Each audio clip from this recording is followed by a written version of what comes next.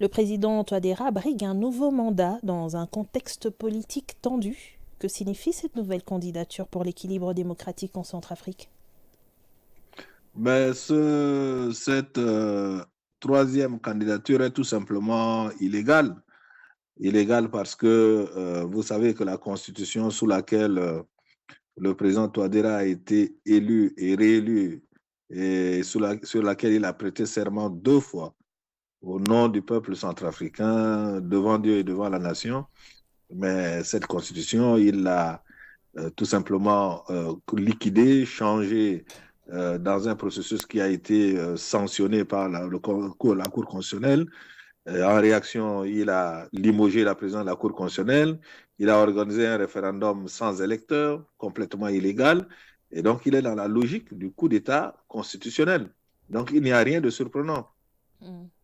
Le BRDC a confirmé qu'aucun de ses membres ne déposera de candidature à la présidentielle. Cette décision est-elle partagée par toutes les composantes du BRDC ou y a-t-il des débats internes sur la possibilité de participer malgré tout? Mais nous avons toujours dit que s'il n'y a pas d'élection, s'il n'y a pas de dialogue politique, nous ne participerons pas aux élections. Là également, il n'y a rien de surprenant. C'est vrai que c'est une décision grave, difficile à prendre, etc., qui peut susciter des commentaires divers et variés, mais nous avons bien dit qu'il fallait aller d'abord à un dialogue politique. Pourquoi? Parce que c'est le dispositif d'organisation des élections et de son contrôle, de sa sanction judiciaire, etc., qui est complètement vicié. Donc, il ne faut pas voir l'arbre, il faut voir la forêt qui est cachée derrière l'arbre. Vous allez à des élections, c'est une compétition. Depuis que nous allons aux élections pluralistes, depuis 1992, aucun régime, y compris les militaires qui étaient au pouvoir, n'ont convoqué d'élections sans qu'il y ait de liste électorale, madame. Au moment où je vous parle, personne ne sait s'il est électeur ou éligible. Parce que tout simplement, les listes électorales ne sont pas affichées. Ça n'existe dans aucun pays du monde.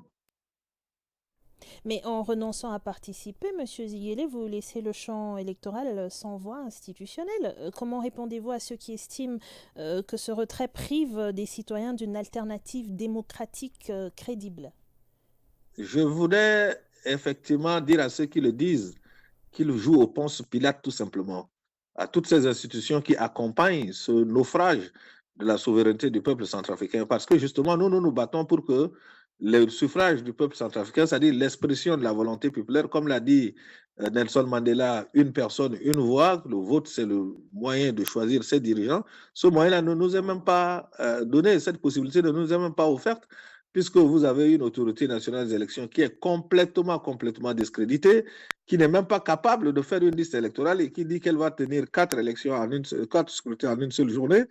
Permettez-moi de dire que ceux qui sont du bon côté du peuple centrafricain, de la défense des intérêts du peuple centrafricain, c'est vraiment le BRDC.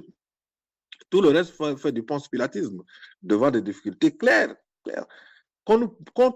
Moi, j'ai 17 fois mon nom sur la liste électorale virtuelle.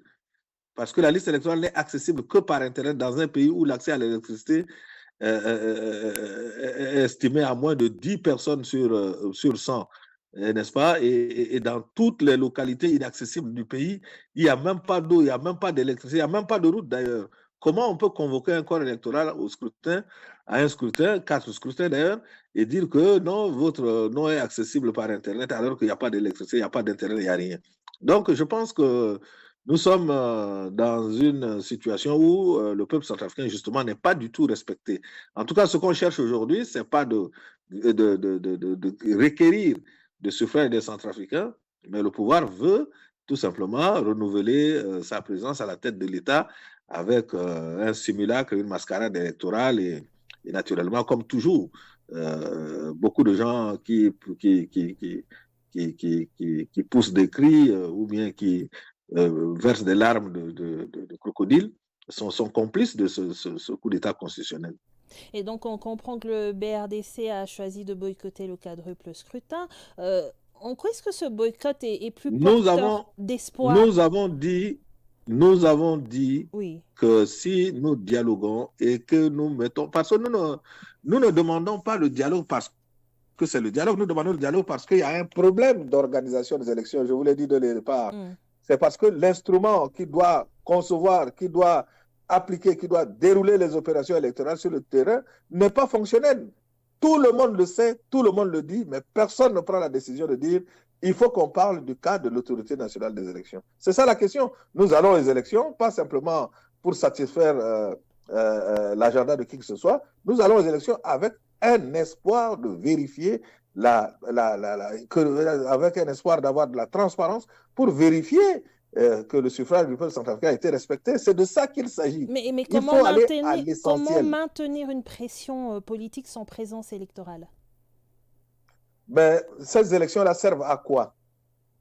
Comment vous pouvez connaître votre vrai poids électoral? Comment on peut prendre en considération la voix du peuple centrafricain si on ne peut même pas savoir déjà combien de personnes vont voter, si les gens sont inscrits sur la liste ou pas, etc. Le minimum, le b.a.-ba dans un processus électoral n'est pas respecté.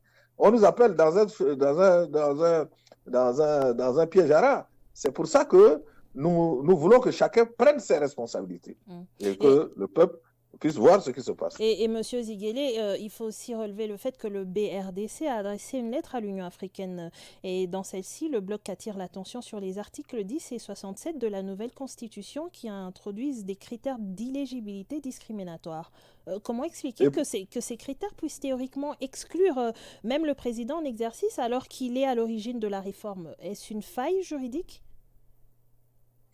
Mais c'est une absurdité juridique parce que tout simplement la République centrafricaine en tant qu'État de droit, en tant que sujet de droit international, n'existe que depuis le 13 août 1960. Avant le 13 août 1960, il n'y avait pas de Centrafricains, donc encore moins de Centrafricains d'origine. Donc si on parle de Centrafricains d'origine nés de eux-mêmes de parents Centrafricains d'origine, ça veut dire qu'on s'arrête au 13 août 1960, ce qui n'est pas le cas de tous les Centrafricains, donc nés autour des années 60. Donc je pense que cette constitution a été rédigée pour exclure. On nous dit, mais pourquoi vous vous battez contre une constitution qui lève la limitation des mandats? Ça se fait partout en Afrique. Mais dans aucun pays africain, vous ne verrez cette notion de nationaux d'origine. Parce que nous allons à un apartheid. C'est un apartheid, c'est une division, c'est une ségrégation entre Centrafricains et nous ne pouvons pas accepter cela. On dit de l'intervention de l'Union africaine qu'elle est essentielle pour éviter une aggravation de la crise et pour instaurer un climat de confiance propice à la réconciliation nationale. Pourtant, certains observateurs jugent cette institution trop prudente. Et donc, si l'Union africaine ne répond pas à votre appel, vers qui le BRDC pourrait-il se tourner pour faire entendre sa voix?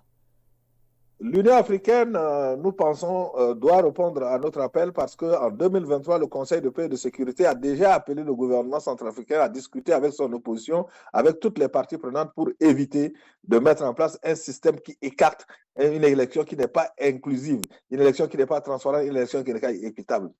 Le combat politique, c'est un combat au cours long. Nous sommes convaincus, nous savons que nous avons raison et l'histoire nous donnera raison.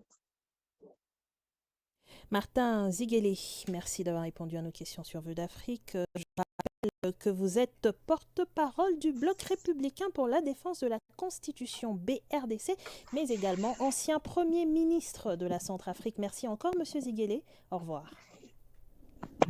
C'est moi qui vous remercie.